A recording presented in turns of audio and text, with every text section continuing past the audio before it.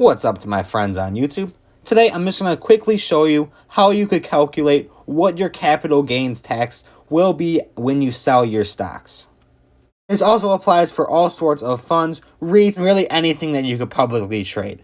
There is this website that I am on right now. I'm going to link it and it is going to be at the top of the description. But essentially, you could just go ahead and go to this website and calculate your capital gains tax from here. I'm just highlighting the link right there just to show you if you want to type it in, but it will be at the top of the description, so you can just click on it from there. The first question is just going to be the initial value of your assets.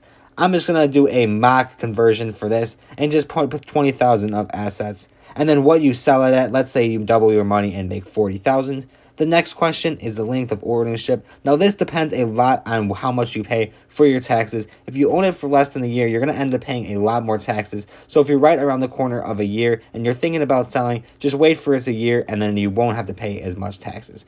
It also depends on your income as far as what tax bracket you fall in and your marital status for taxes. And there's a bunch of other stuff that you could put down if you have any tax write-offs on your investments, such as a 401k or anything like that. You could just put it down there and it will calculate it for that as well. And then you could see all the way at the bottom there my total capital gains tax that I would pay on this if I did decide to sell that position. That's pretty much all there is to it, though. You could just go ahead and head over to this website and you will be able to just plug in all the information for a position that you're thinking about selling, and it will just calculate the tax that it will pay, and you could do the math in your head whether it's worth it and decide whether you're going to actually go through with it or not.